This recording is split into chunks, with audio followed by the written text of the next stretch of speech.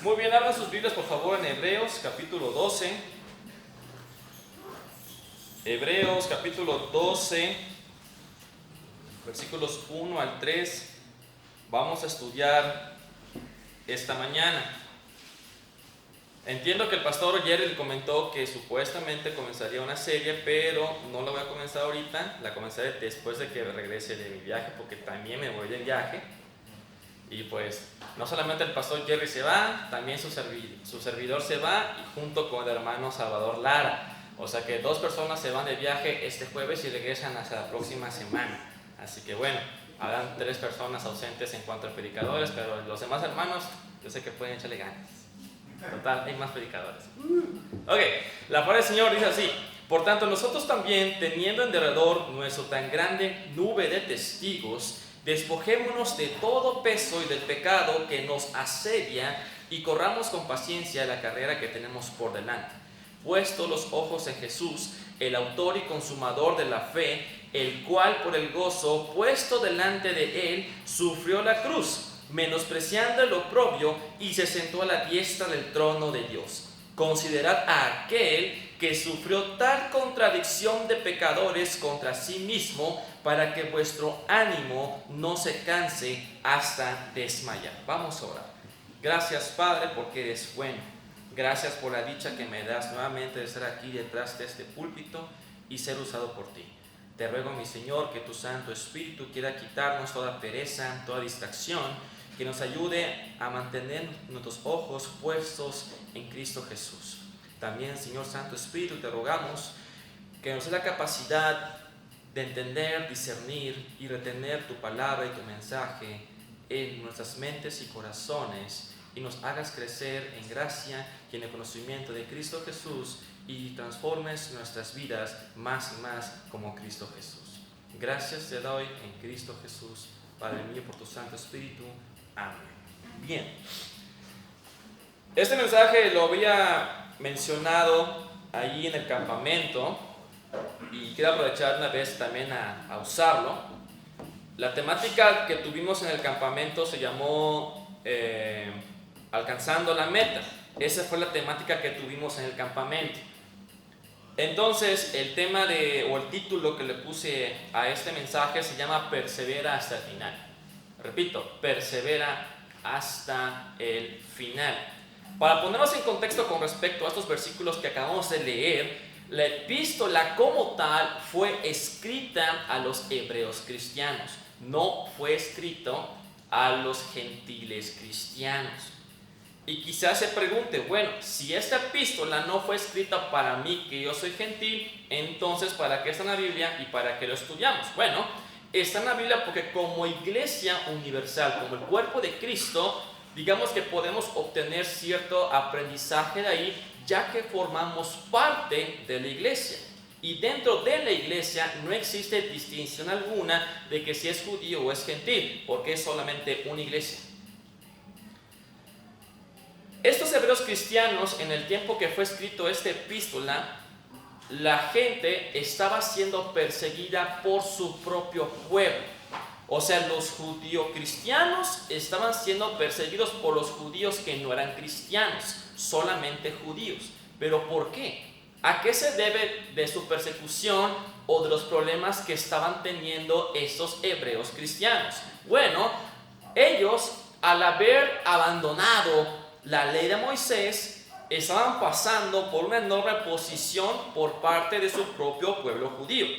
Su desánimo era tan grande que incluso estaban pensando que a lo mejor eso era una señal de desagrado por parte de Dios. Es decir, Dios está molesto conmigo porque abandoné el judaísmo. ¿Será cierto? Incluso estaban siendo ellos tentados, seducidos, inclinados a abandonar la fe cristiana y regresar al templo judío para nuevamente sujetarse a la ley de Moisés y nuevamente practicar las ceremonias de la ley. En vista de este peligro, el autor menciona a lo largo de esta epístola que Cristo Jesús es superior a todo lo que respecta a la ley. Cristo es superior a Moisés. Cristo es superior al sacerdocio levítico y arónico. Cristo es incluso superior a los ángeles, incluso superior a los sacrificios mismos, porque los sacrificios solamente tipifican a Cristo Jesús. Es muy interesante cómo este autor está diciendo: Cristo es superior a esto, y a esto, y a este, y a aquellos, y a estos. Y ahora aterriza al capítulo 12 para enseñarnos algo. Vamos a aprender qué es. Aterrizando esto a nosotros, ¿alguna vez te has sentido desanimado porque sientes que te va de mal en peor? ¿Te has preguntado si el cristianismo realmente vale la pena? ¿Te has sentido tentado a abandonar el cristianismo para evitar los sufrimientos que estás teniendo? Vamos a ver qué nos dice la palabra del Señor. Versículo 1. Por tanto, nosotros también, teniendo en derredor nuestra tan grande nube de testigos.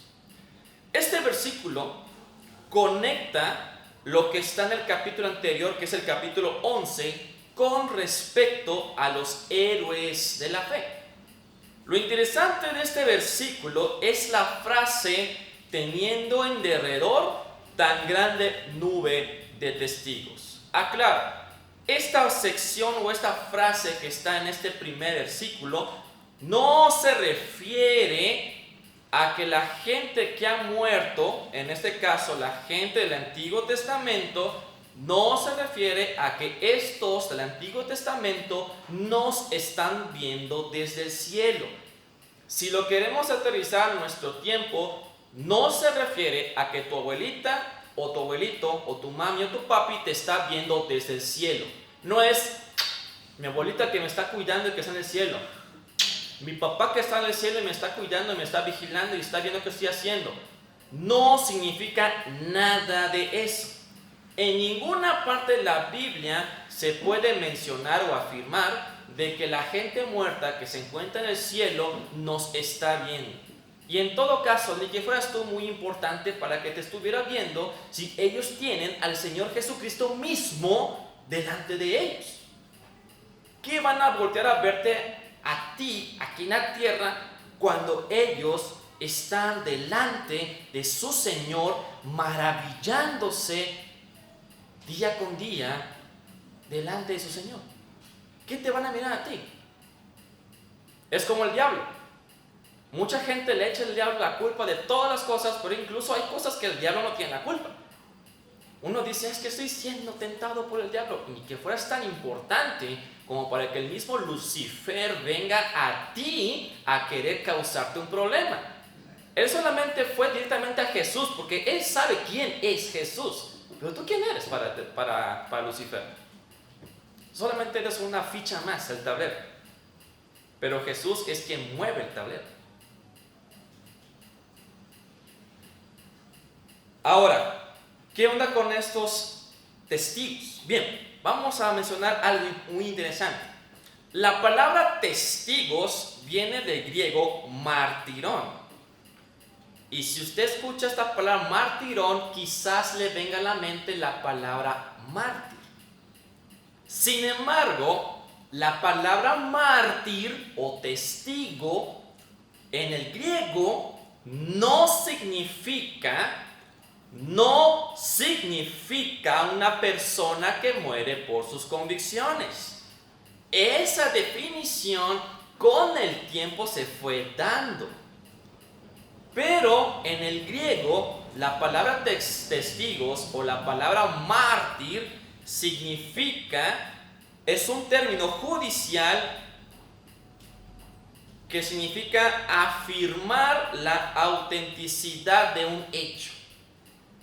Es decir, estos testigos están afirmando algo que es verdad, algo que es un hecho. Pero ¿qué es esto que ellos me están afirmando? Tranquilos, ahorita llegamos a esta parte. Algo interesante con respecto a la palabra testigos es que está conectado con el versículo 39 del capítulo 11 de esta misma epístola, que dice: alcanzaron buen testimonio. ¿Cuál es el testimonio que estos testigos nos han dejado? Ellos han dejado evidencia de su fe en Dios, que sin importar las adversidades, ellos confiaron en Dios hasta el final de sus vidas. Y no solamente hablamos de adversidades de persecución, de dolor físico, también hablamos en sentido de dolor emocional. Por ejemplo, en el capítulo 11 se hace mención de Sara. ¿Cuál sería la persecución o cuál sería la adversidad que Sara estaba teniendo? Y sin embargo, Sara es mencionado como héroe de la fe. Bueno, siendo ella anciana, no tenía hijos. Para la gente de aquel tiempo, una mujer estéril, una mujer que no tenía hijos, era una inútil, era una vergüenza. En aquel tiempo, en aquella cultura, una mujer que no tenía hijos era una mujer inútil. No sirves. Sara se sentía inútil porque decía, yo no tengo hijos. No le estoy dando una herencia a mi esposo. Se sentía inútil y obviamente las burlas de las demás mujeres y la vergüenza que ella tenía al ver que otras mujeres tienen 12, 14, 20 hijos y ella no tiene ninguno. Entonces, no aterrizamos solamente el hecho de dolor físico, también con respecto a burlas y vergüenzas que uno está teniendo.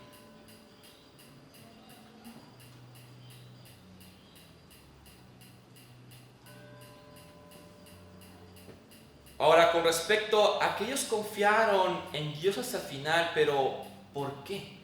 ¿Por qué ellos confiaron en Dios hasta el final? Bueno, quiero que me lean por favor el versículo 13 del capítulo 11, que lo lean juntos por favor. Versículo 13, capítulo 11 de esa misma epístola, por favor, léanlo juntos. Quiero escucharlos. Adelante, hermanos. Y al ser por la fe murieron todos estos sin haber recibido lo prometido, sino mirándolo de lejos y creyéndolo y saludándolo y confesando que eran extranjeros y peregrinos sobre la tierra. Fíjense que estos murieron por la fe, murieron estos. Hubo unos que sí murieron de forma muy ruda, otros no murieron de forma ruda, pero aún así pasaron por burlas, vergüenzas, porque Dios les dijo, espera, y espera, y espera, y espera. Y aunque es cierto que ellos no alcanzaron lo prometido en el sentido de una patria celestial, en el sentido de algo final, pero ellos lo vieron porque Dios se los mostró. En el Antiguo Testamento la salvación era mirando hacia el futuro. Mientras que nosotros aquí en el tiempo de la iglesia, la fe se basa mirando hacia el pasado. La gente se salvaba igual por fe y por gracia. No es diferente a lo que tenemos hoy en día. Pero era un hecho que iba a cumplirse en el futuro. Mientras que en nuestro caso es un hecho que ya se ha cumplido en el pasado. Muy interesante. Entonces, estas personas confiaron en lo que Dios decía, que se iba a llevar a cabo ciertas cosas, y ellos confiaron porque Dios se los había prometido y se los había mostrado. Hubo otras cosas que también les prometió, pero aún no era ese momento. Pero ese momento llegará cuando venga el Señor. Por ahora queda en espera. Pero Dios cumple con lo que Él promete. Entonces, estos testigos nos han dejado en el capítulo 11 que sin importar las adversidades, sin importar las burlas, sin importar las cosas difíciles que vendrán en tu vida, ellos se mantuvieron firmes, fieles a Dios y confiaron en Él hasta el final. Pero no nos adelantemos, sigamos leyendo. Despojémonos de todo peso y del pecado que nos asedia. La palabra despojémonos es un verbo plural que en su sentido literal significa que tienes que quitarte la ropa. Quítate la camisa, el pantalón, el vestido, la ropa interior, etc. Esto es el sentido literal. Sin embargo, el autor de esta epístola no está diciendo que te quites la ropa de forma literal. Está usando un sentido figurado. ¿Cuál es el sentido figurado que este autor está usando? Bien, ahí les va. El sentido figurado del cual se refiere este autor es: quítate todo vicio. Quítate toda conducta o distinción del viejo hombre. Quítate toda inmundicia o suciedad que hay en tu vida. Eso es el sentido que el autor está diciendo con respecto a la palabra despojémonos. Las vestiduras en la Biblia siempre hablan de dos cosas. Hablan de posición y hablan de condición. La posición nos ha sido dada por Cristo Jesús desde el momento que creemos en Él como nuestro Señor y Salvador. La posición de santificación o de santidad. Cuando se refieren a santificación en los tres tiempos, a mí me gusta más el término santificación posicional, santificación progresiva y santificación perfecta. A mí me gustan más esos términos. Yo sé que ustedes están acostumbrados con santificación inmediata, progresiva y completa o final. Yo sé que están acostumbrados, pero me gusta más ese, porque ciertamente nuestro Señor Jesús, cuando creímos en Él, nos dio una posición de santidad. Ahora que tenemos esa posición de santos por causa de nuestro Señor Jesucristo, ¿cuál es la condición que uno está manifestando de esa posición? Si verdaderamente somos hijos de Dios, en una posición diferente del cual teníamos del viejo hombre, debemos de reflejar, de manifestar esa posición que ahora tenemos en Cristo Jesús. Eso es lo que nos está diciendo: despojémonos de todo peso.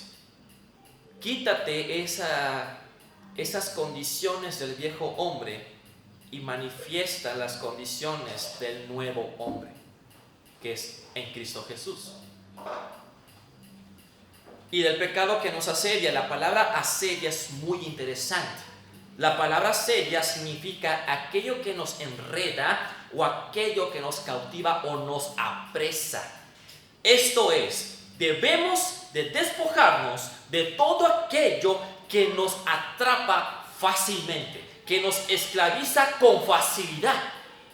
Si alguno es débil en alguna área pecaminosa de tu viejo hombre, de tu vida del pasado, llámese alcohol, sexo, pornografía, groserías, rebeldía, orgullo, etc., cualquiera que sea, con mayor urgencia debemos quitarnos de ello para que podamos avanzar la carrera sin ser descalificados. Así que, mi hermano, si tienes algún problema en el cual te inclinas muy seguidamente, aléjate urgentemente de ello para que puedas continuar avanzando en esta carrera de vida cristiana. O de lo contrario, serás descalificado. ¿Qué significa eso de ser descalificado? Significa que si tú continúas estando en tu vida pecaminosa, pese a que tú eres hijo de Dios, el Señor en algún momento te va a decir: muérete y ven aquí conmigo.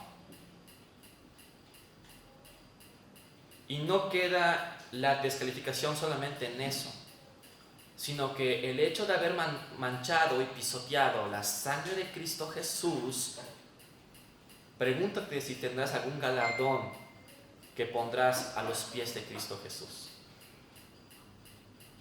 Porque no corriste realmente de acuerdo a las normas que el Señor Jesús estipula que así andemos. Si Él estipuló que andemos en santidad, es porque así ha estipulado que andemos en santidad. Conscientes de que no somos los primeros en esta carrera, debemos esforzarnos por correr bien para no ser descalificados. Es imperativo quitar todo peso que nos impida avanzar. El atleta terrenal quita incluso el exceso de peso que tiene en su cuerpo. No sé si ustedes han visto cuando hay concursos de carreras, atletismo, las personas que están al inicio están muy delgados, pero pasadísimos de delgados. Y aunque están muy delgados, tienen las fuerzas como para correr muy veloz. Y es necesario que ellos bajen de peso para ganar velocidad y agilidad. En nuestro caso, debemos de quitarnos todo ese peso que nos impide avanzar, porque si no, no lograremos llegar a la meta, que es ser como Cristo Jesús.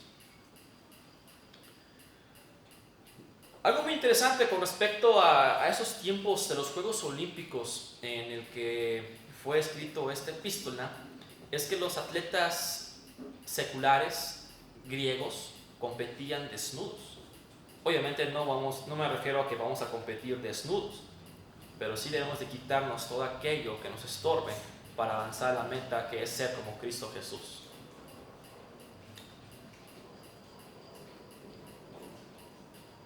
Y no solamente hablamos de cosas negativas, aún las cosas que son buenas hay de quitarlas para obtener algo mejor.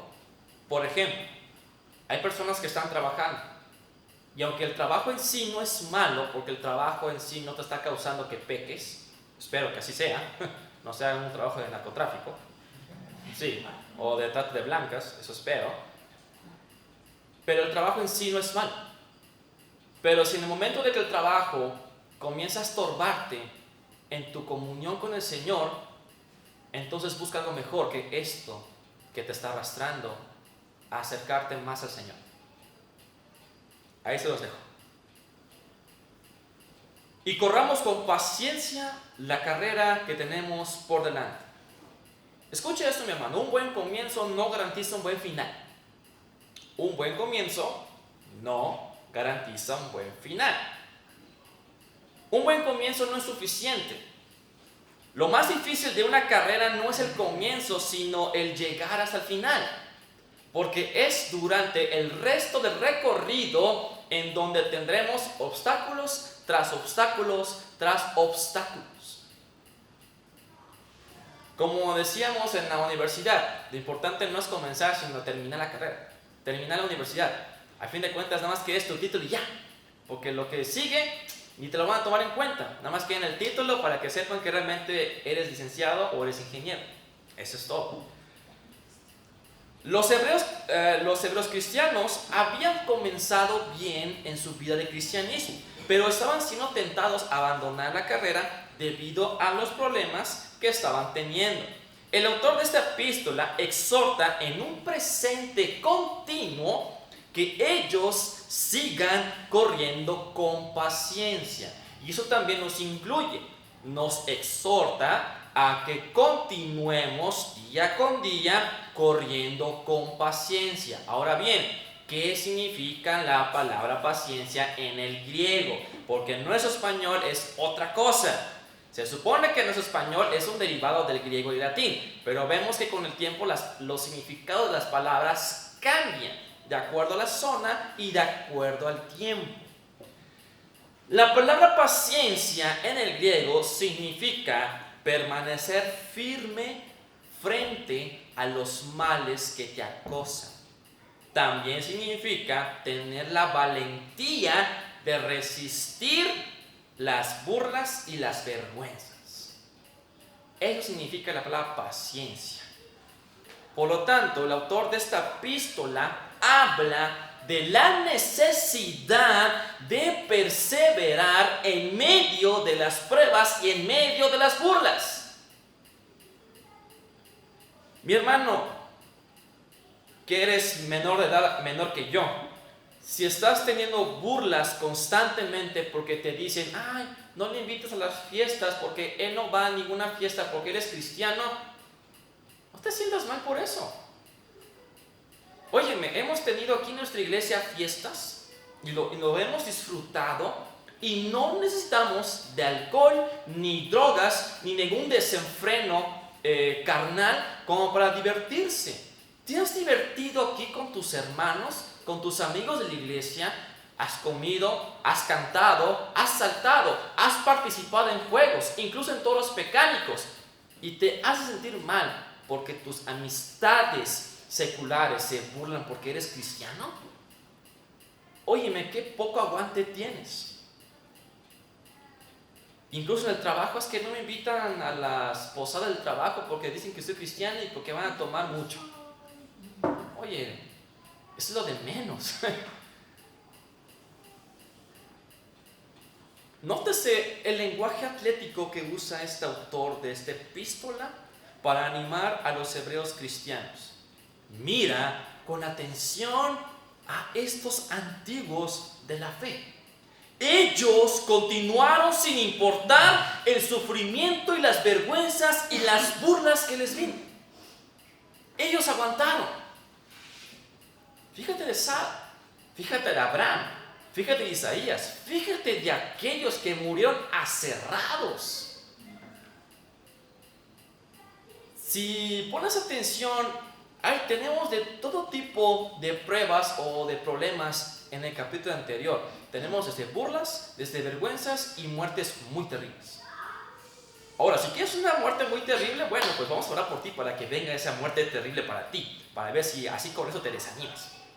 Ahora, si es con respecto a una simple burla, tonta, absurda, mi hermano, qué poco aguante tienes, en serio. Mejor diles, vaya al infierno, ¿no es cierto? A veces el infierno se eleva. La perseverancia, escuche mi hermano, la perseverancia es una de las expresiones esenciales de la fe genuina. Si no perseveras y cualquier corriente, cualquier tormenta te sacude y te mueve y hace que regreses a lo mismo, entonces tu fe no es genuina. Es solamente pura emoción lo que tienes. No tiene que ser algo emocional, tiene que ser una convicción. Nosotros los cristianos, los verdaderos cristianos, no nos movemos por emociones, los movemos por convicción, que es la fe. Una fe que no persevera es una fe falsa, porque esa fe se apaga fácilmente por cualquier tormenta. La fe genuina se mantiene firme y es tan valiosa como el oro pese a la adversidad. Eso dijo Pedro, que es sometida a un fuego muy tremendo para ver si es realmente un metal hermoso. La palabra carrera significa luchar. Es decir, toda carrera o lucha es exigente, es agotador y requiere mucha disciplina y determinación, pero por sobre todo, perseverancia, paciencia. Es decir, este versículo nos dice, corramos con perseverancia esta lucha que tenemos por delante. Y esta lucha requiere mucho esfuerzo, mi hermano, porque esta carrera, esta vida cristiana no es fácil. Si las cosas fueran fáciles, cualquier menso lo haría. Pero no es fácil la vida cristiana. Mucha gente dice, es que la vida cristiana es fácil, solamente es orar y ya. No lo sé, mi hermano, pongo en duda lo que me dices, porque hasta donde yo sé y he vivido, la vida cristiana no es fácil. El mundo no te deja hacer nada bueno. La carne no te deja crecer. Satanás no te deja avanzar. ¿Cómo puedes decirme tú que es fácil? Mejor pregúntate si realmente eres cristiano de verdad. Porque si no estás teniendo luchas constantes contigo mismo, con tu carne, híjole, hay un problema contigo entonces. Incluso los pastores que son más maduros, que tienen mayor conocimiento, ellos no son exentos. Ellos tienen mayor prueba, mayor peso. Entre más conozcas de tu Señor, más difícil vendrán los obstáculos. Y te va a entrar miedo. Ay, entonces yo no quiero saber nada. Uy, mi hermano, pues entonces estás bien papa. Eres un cobarde, un debilucho y un inútil. Así con las palabras lo voy a decir. El Señor quiere gente valiente, quiere gente esforzada. Incluso el Señor siempre llama a gente que está ocupada. Si ustedes se ponen a analizar en los evangelios, Jesucristo nunca llamó a una persona perezosa, siempre llamó a gente ocupada, siempre llamó a gente trabajadora. Porque el Señor eso quiere, que trabajemos y avancemos y que no estemos de ociosos y flojeando.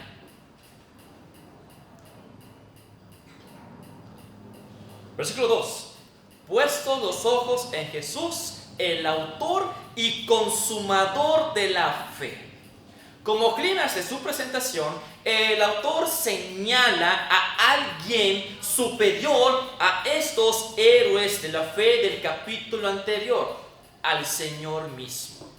El autor les recuerda a estos hebreos cristianos de la perseverancia de nuestro Señor Jesucristo ante el sufrimiento extremo que Él tuvo. La frase, puestos los ojos en, significa mantén tu vista sin desviarlo. Mantente sin desviarte.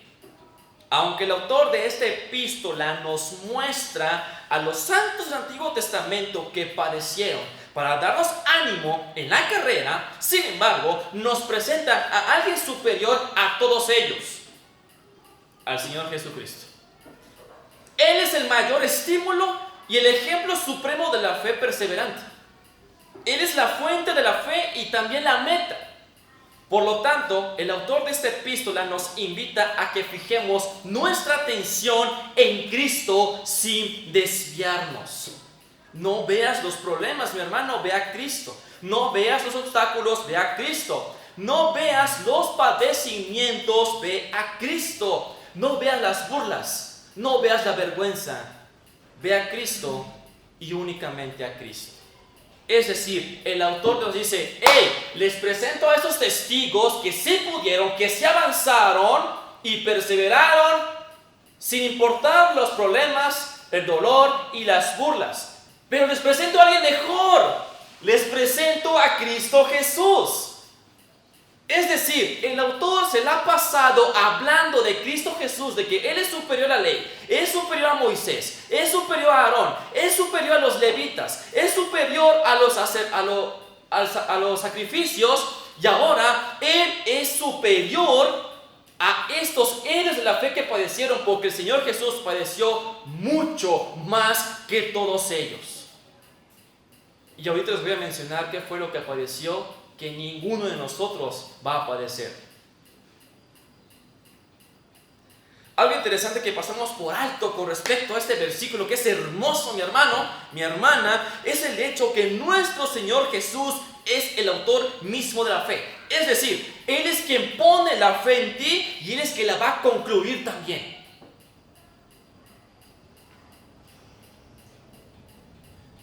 Él fue quien puso la fe en los santos del Antiguo Testamento, y Él fue quien concluyó su fe al llevarlos ante su presencia.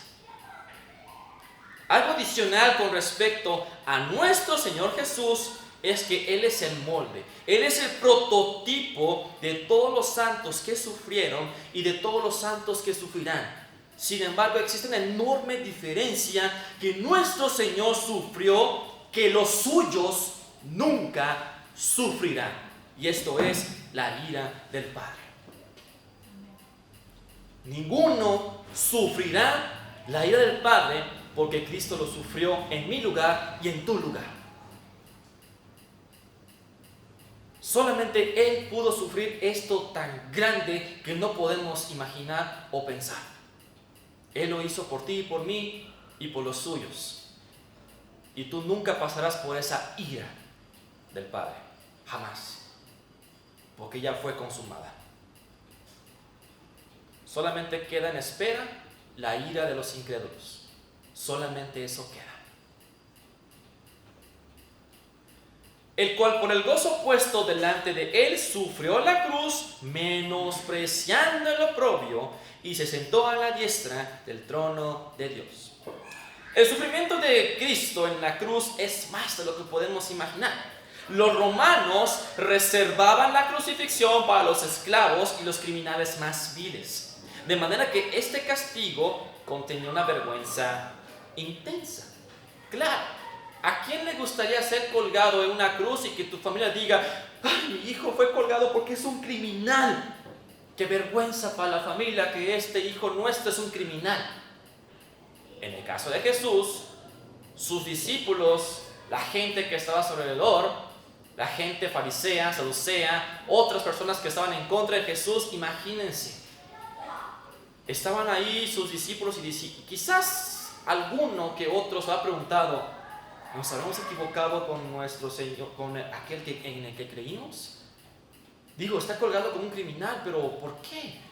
Otros sabían por qué estaba colgado, por la envidia, los celos de los sacerdotes. Pero los demás que no sabían quién es este que está colgado y que todo el mundo está a la expectativa, es un criminal. Pero me imagino a los fariseos: ahora sí, ya estás crucificado, Jesús. Pues no que tú salvas a otros, a ver, sálvate tú mismo, a ver si puedes, y vamos a creer en ti. La vergüenza que nuestro Señor Jesús no queda solamente por haber padecido y muerto como un criminal ante los ojos de los hombres, sino que Él, el único hombre sin pecado, sufrió como culpable de todo pecado en las manos del Padre. Fue Cristo quien cargó nuestra vergüenza de haber sufrido y muerto como culpable de todo pecado. Pero a pesar de todo el dolor y sufrimiento que Cristo padeció, Él no lo tomó en cuenta porque su mirada estaba puesta en algo más grande: glorificar a Dios y la salvación de los suyos. Glorificar a Dios y la salvación de los suyos. No olvide eso, mi hermano. Con respecto a que Cristo se sentó a la diestra del trono de Dios, no se refiere, mi hermano, a que Cristo literalmente está sentado en una silla a la derecha de Dios. No significa eso. Significa que Él tiene una posición superior de honor que ningún otro tendrá. ¿Por qué lo digo? Actualmente nuestro Señor Jesús no está sentado en un trono. Aunque Cristo es Rey y dueño de todo, actualmente nuestro Señor Jesús está en el tabernáculo celestial como sumo sacerdote, intercediendo a favor de los suyos. En el futuro, nuestro Señor Jesús cambiará su oficio de sumo sacerdote a Rey de Reyes y literalmente se sentará en el trono de David su padre para reinar por 1000 años en la tierra. Así que no olvide eso. No está sentado porque está cansado. Es una posición de alto honor que ningún otro tendrá. Él está como nuestro sumo sacerdote, intercediendo por nosotros. Y no solamente intercede, también nos pone a prueba.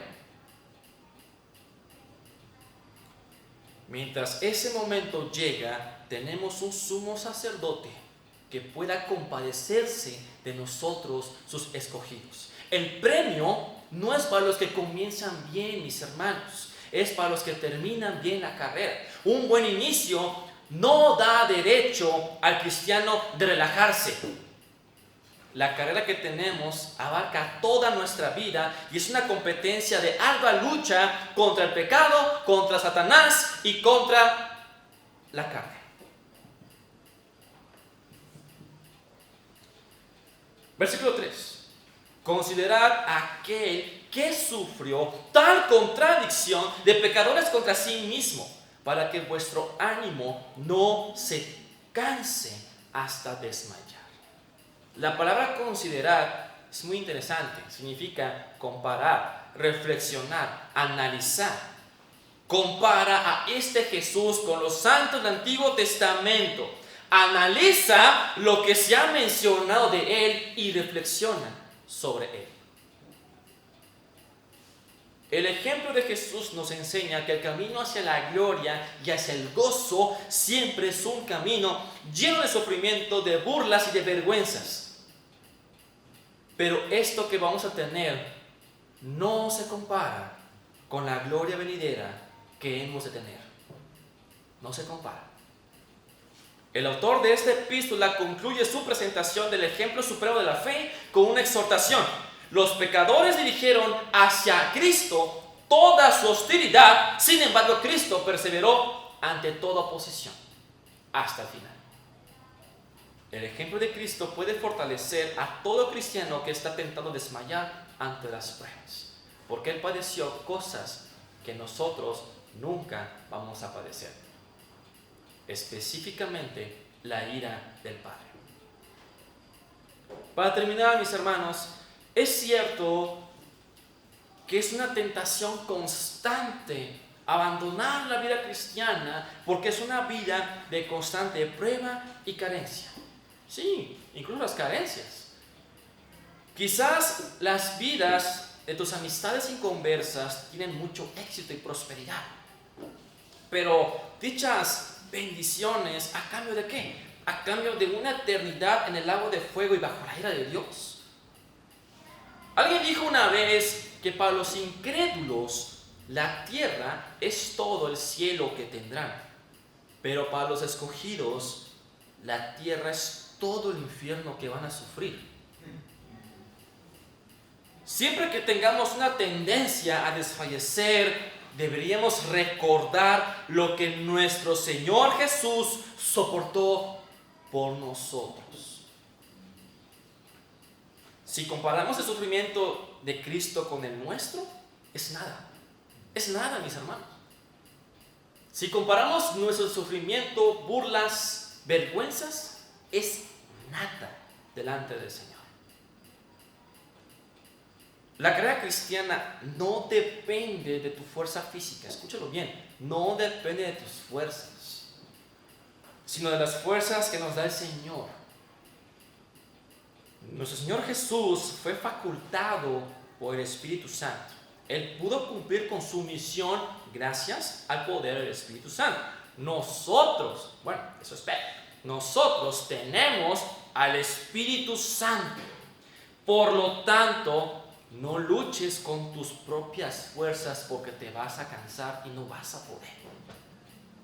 Deja que el Espíritu Santo tome el control de tu vida y deja que el Espíritu Santo te recuerde día con día lo que nuestro Señor Jesús sufrió por ti para llevarte a la gloria.